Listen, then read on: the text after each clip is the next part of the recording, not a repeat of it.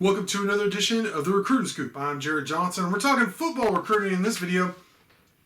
And I got some really good news. Man, for me, I think for everyone, and especially, I think, high school football players looking to become college football players, recruits. It's been a long, long time since recruits have been able to go on visits, certainly official visits, but even when they've come on campus for games, they weren't able to interact with the coaches. They'd have to leave campus to interact with them. And all. It was just a mess. It was a COVID mess. So there's been a dead period for over a year, like a 15-month dead period. But it looks like it's going to end, finally. And it's going to end, as most of us expected, in June. So that means, and as we've seen, schools around the country, I think the first one I remember seeing was West Virginia, saying they were going to, or recruits are going to be saying they were going to be taking official visits to West Virginia in June. Now, there's a report that it's on the table to end this dead period on June 1st. So Texas Tech has been proactive. There's a handful of guys who already have official visits set up. So that's good. So when this actually happens, the dead period's lifted. Which means no for those who don't know, dead period in recruiting lingo means no in-person interaction. But that means these recruits will be able to visit Texas Tech on campus, and there's 4 who have already announced it publicly that they plan on visiting Texas Tech. Let's start with Curly Thomas. To me, I think he's Tech's top target. Now, there's several teams out there that would say the same, Power 5 teams. But he recently narrowed down his list from top 40 to 9, I believe, 8 or 9. And Texas Tech made the cut. They're on that list. They're in a really good spot with him. Curly Thomas is a 6'4", 240-pound defensive end out of Nolan Catholic there in Fort Worth. He was an all-state guy last year. I think he led the state in terms of taps and sacks. He's a beast. Right now, I think it's Oklahoma State, Arkansas, and Michigan State is who you need to watch. But he's going to keep getting offers. I think somewhat recently he got one from Mississippi State.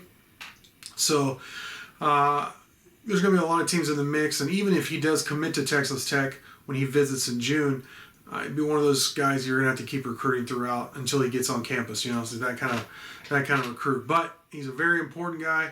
Tech has had success in the recent class of who they target. They're like their top targets of landing them. So this is definitely one recruitment to watch, and obviously that visit will be huge in June. Another guy I want to mention is Major Everhart out of Amarillo, Tascosa. Man, this guy can fly. He's been timed at 10.38 in the 100 on the track. So I don't know if that's an official time, but I saw that online earlier. And bottom line is he really can fly, no matter what his time is. And Texas Tech has been on him. They're one of the first ones to offer him. They've been on him a long time. Major told me that they see him as an inside receiver, but he also plays some running back, so he can be an all-purpose back, kind of think Xavier White, that kind, where he can play inside receiver, he can play some running back for you, whatever you need. And he's got that speed, which is what all those coaches are looking for. And he's really starting to blow up now, even though Tech was in there early, which helps. So this is going to be, and this is an official visit. He tweeted out, and it's set for June 25th. So, I mean, look, I've already put in a crystal ball prediction for him. I think Tech is in a really good spot with him, and man, we'll have to see if they can land him on that visit. They've had really good success in the last couple of cycles of landing guys who come on these official visits. Another guy I mentioned is cornerback Marion Horn, and he's out of Broken Arrow, Oklahoma. Look, I'm glad he's coming to visit. He's another one of those official visits on June 25th. But he's from Oklahoma, and he's been offered by Oklahoma.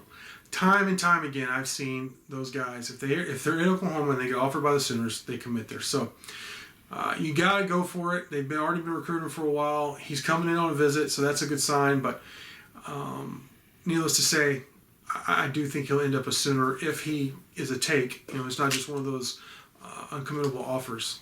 So last but not least, Jarret Johnson. I've interviewed this guy several times out of Arlington Martin. He's a stud linebacker there at Arlington Martin.